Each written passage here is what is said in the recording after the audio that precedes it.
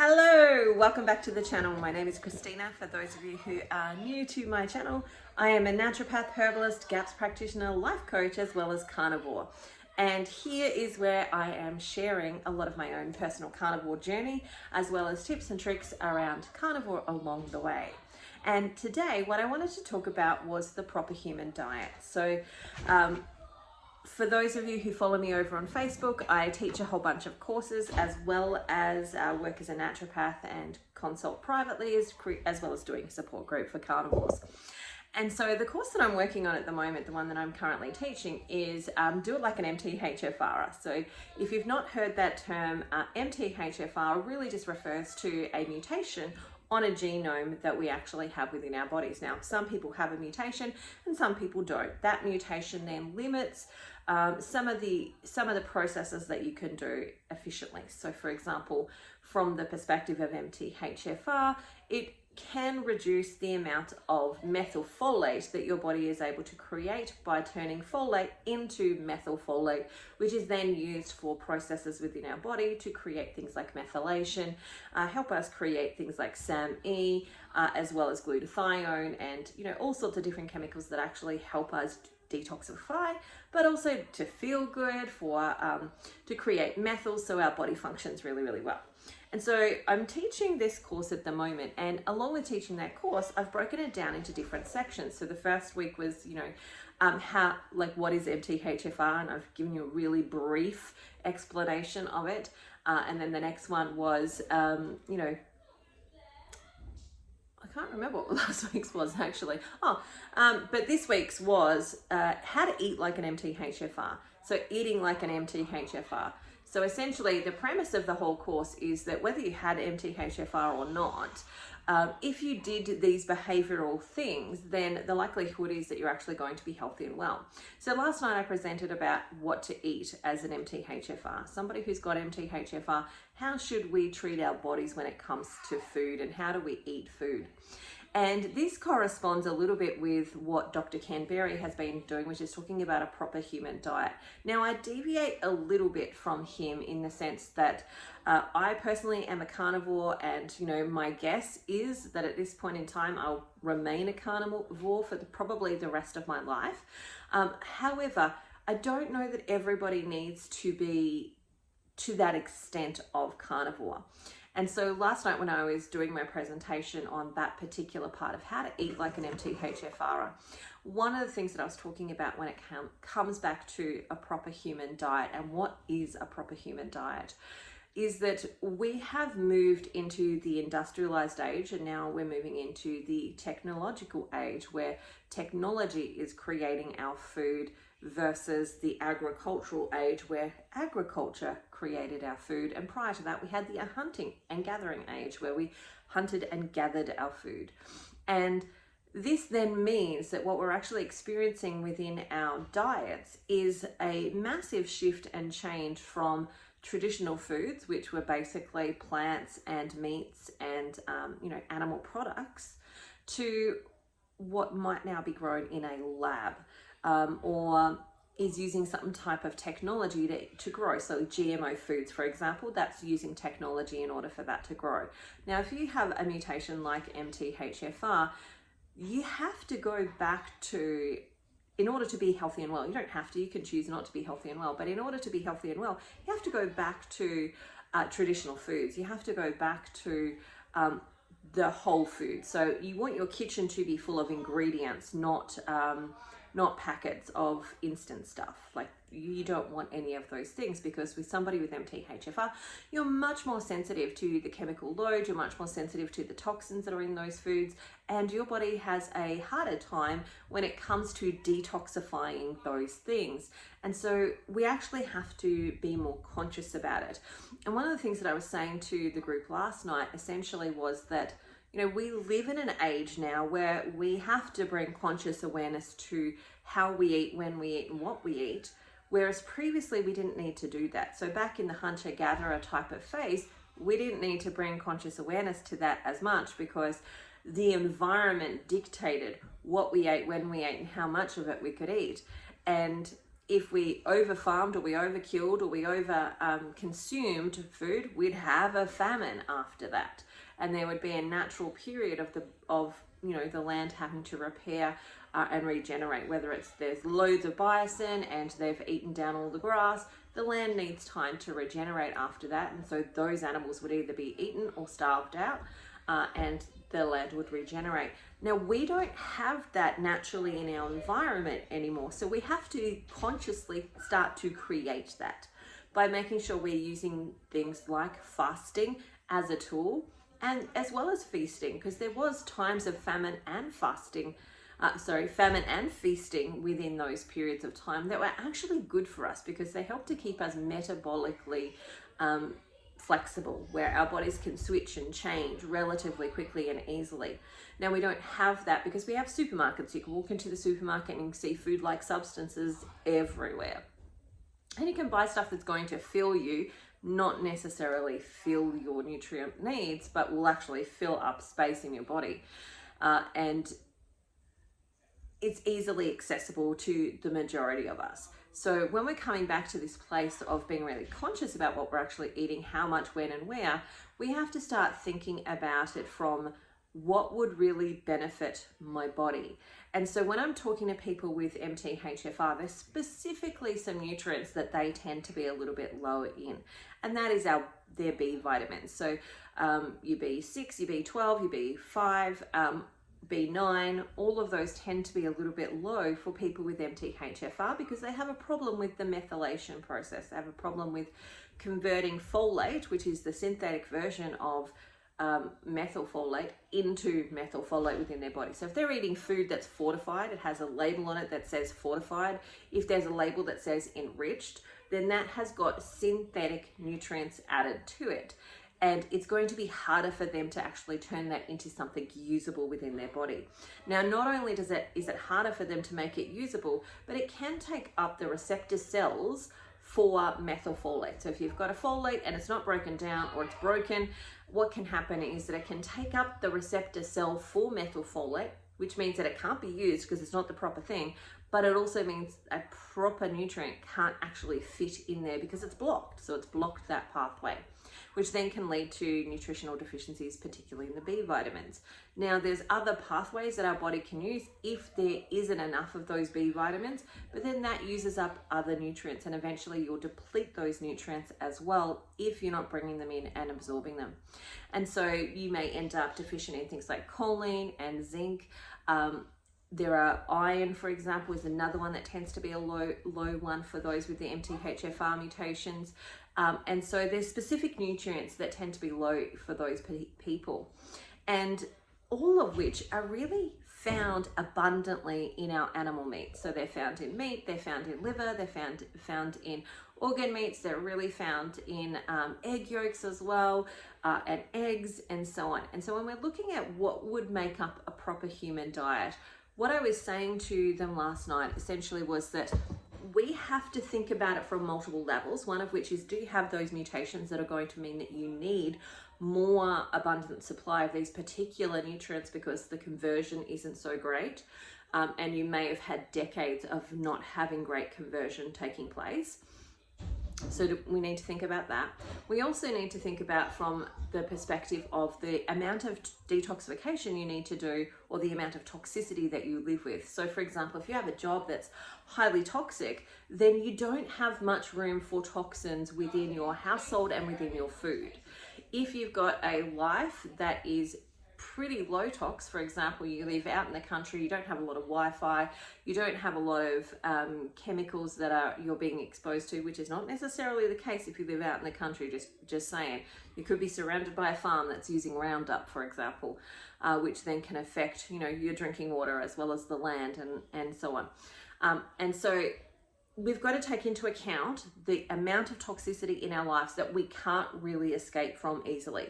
So we can't get away from the EMFs. Like when I was living in the middle of suburbia, I could log onto my computer, and if I was selecting the internet, there was about 10 different internets there that I could select from. Now, I didn't have the passwords for those because, of course, those people keep those tight to their chest.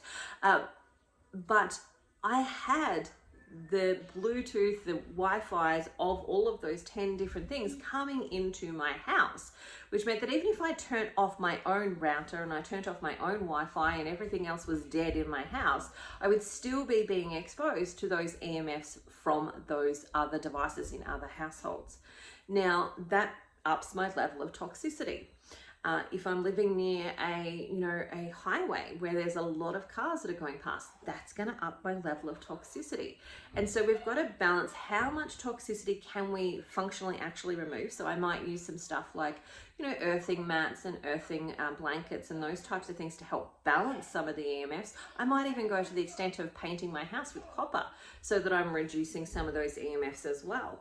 But I can't get away from them 100%. So I've got to balance what can I actually do to help to reduce and eliminate some of those EMFs or other toxins. So I'm using EMFs as an example, but any other toxins that are in the environment. What can I do to limit my exposure, detoxify my body and support it from that?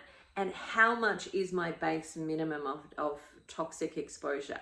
Now, if that's low, then I've got more room for toxins within my food, and that would be plant toxins for me. Like, that's where I would go down that pathway of, okay, well, if I've got more room, I might be able to eat some grains, and I might be able to eat some legumes, and I might be able to eat some of those things.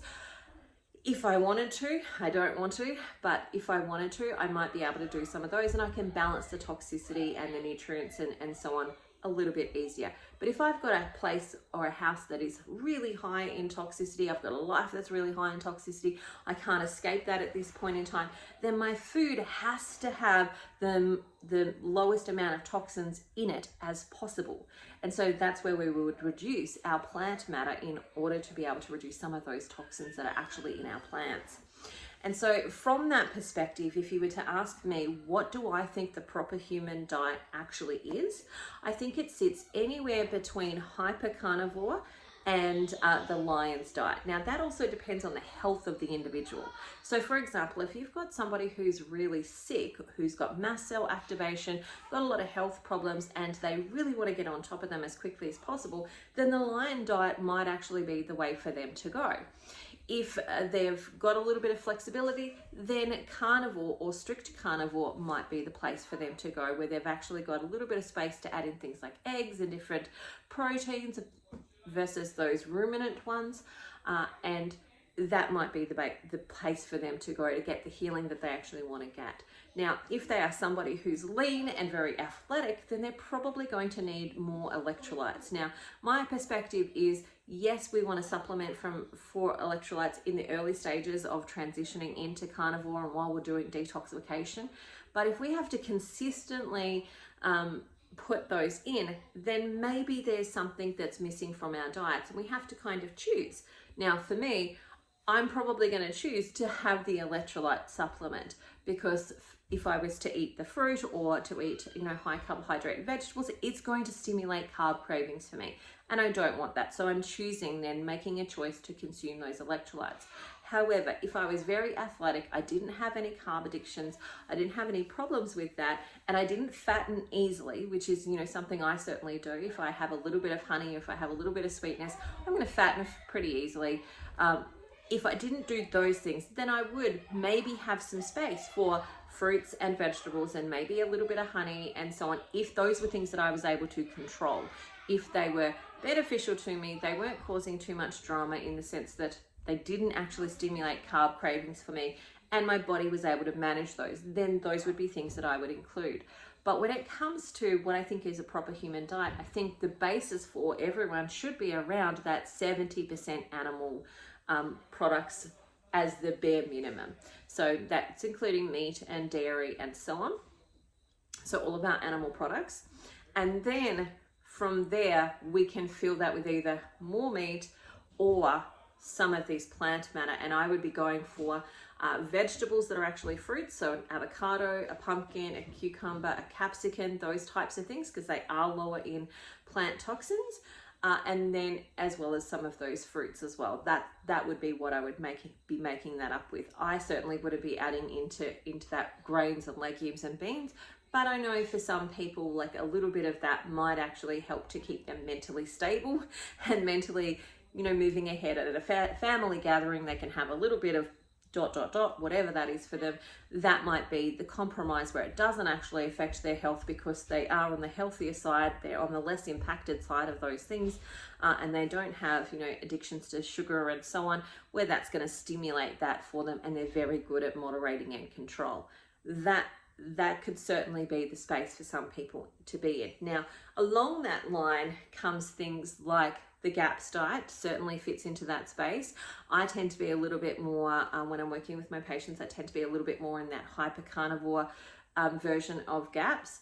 But also you've got in there keto, and keto can be really beneficial for people who have got autism, ADHD, any of those alphabet sort of diagnoses, schizophrenia, bipolar, all of that type of stuff. They tend to sit much more beautifully into that keto or ketovore space if they don't want to be carnivore. And I think that's the key element, is that you've got to pick what's going to work for you based on your personality, based on your health, based on what's actually going on with you from a physical, mental and emotional level. And what's going to work with you personally, because there's no point you going like lion's diet, right, and actually falling off that wagon really hard because you've made it so strict and so hard for you to actually follow. You might find, and this is what actually a lot of people tend to do, is they might start with keto and then they go into ketovore and then they go into carnivore and then they might go into lion's diet. They might stay there, or they might dance a little bit between lion's diet versus keto, carnivore, and play a little bit in that space. It is very individual as to what's going to work, and there is no answer to this is going to be the exact thing for you. But what there is general protocols and general philosophies and general parameters. And one of the things that I talked about last night in particular, and I talked about this on my Facebook page as well, is that animals have this beautiful sense and this beautiful knowing that we have tended to leave behind, which is the fruit tree. So let's take an apple tree, for example. Imagine you've got a beautifully healthy apple tree, not a sick apple tree, not one that's in crap soil, but one that's beautifully healthy and well. So you've got this beautiful, healthy and well apple tree. The insects and the birds know not to eat the fruit of that tree until the switch turns. And that is when the fruit starts to move from not ripe to suddenly now it's ripening. And when it suddenly now is ripening, there's a couple of things that happen. One, the sugars change in that. Two, the plant chemicals dramatically reduce in that. Now there's a reason for that. These animals know that that's the toxins in those plants are actually lower at this point in time. It's easier for me to digest. It's going to be better for me to have in that moment. And so it then will attack the tree and it'll start to eat those fruits and it'll start to devour them. If we were to watch this cycle, that would be a great indicator for us. It's time to start picking the tree, or it's time to, it's when we would net the tree so that we're preventing the birds from actually getting in there. But it is when we're ready to actually start to consume that, because the toxins have changed and now it serves the plant for us to actually eat the fruit of that tree. And the same happens with all sorts of other things. If you're doing it with cucumbers and tomatoes and capsicums and watermelon, there's this point at which the fruit turns from having a lot of plant toxins in it to reducing those plant toxins and becoming wildly appealing to those around it, because it helps to fertilize the actual plant. It helps to spread the seed and actually create, idea if you're eating that plant, then you're releasing manure and you're planting it in a space where it could actually grow fairly effectively. And so that's the natural order of things that are happening in the wild when it comes to that plant kingdom. And the insects and the birds and the animals, they know it. It's actually us that have ignored it, because we've gone through so many decades of picking the fruit before it's ready. Like, I used to live in an apple orchard, and they would always pick the fruit before it was actually quite ready. Like it would almost get to the point of being ready, but then they would pick it and then they'd put it into cold storage so that they slowed down the ripening process. And then we had apples all year round, which is not natural to actually have. And when we're coming back to what makes up a proper human diet, for me, it is mostly meat and animal based. But I think that there is room for some of that plant matter for people who are still metabolically healthy and still producing good hormone amounts and so on. And that's not everyone, unfortunately. Unfortunately, it's probably about only 20 to 30% of the actual population that are still fairly flexible when it comes to metabolic flexibility. And for a lot of us, we actually need to do metabolic repair and regeneration before we would be able to do those things, whether we would be able to do them at all, depending on our addictions, which is always part of the conversation, is what is this going to lead to? Because if eating the strawberry leads to bringing in grains and sugar and so on, that's not going to be beneficial for somebody like me. If you are the person who can eat the strawberry and you only have 2 or 3 and it's not a problem for you and you're really great at moderation, by all means, that could be part of a healthy, proper human diet for you. But I would say strawberries need to be homegrown because they are highly toxic fruit that's grown in, they're sprayed a lot, okay? And so when I'm asking that question and I'm looking at it from the perspective of what makes up a proper human diet, I think it's actually a spectrum of things, and there needs to be different elements that are thought about and brought into consideration depending on the individual and what is their health like right now versus what the health might be like in 5 years from now. And things like their mutations, things like their addictions, things like other scenarios that could be going on in the background as well, whether that's going to be helpful for them or not. All right, if you have any questions, I would love to answer them. Feel free to pop them below. If you've liked this video, like and subscribe. It really helps me out. It helps me to continue to create this type of content. And if you want to join my mthfr course, let me know. You can come and join that, and I'll send you the link. But also feel free to come and join my Carnivore support group. The link for that will be down below. Otherwise, bye for now. I hope you have the most amazing day ever, and I will talk to you again soon. See you later.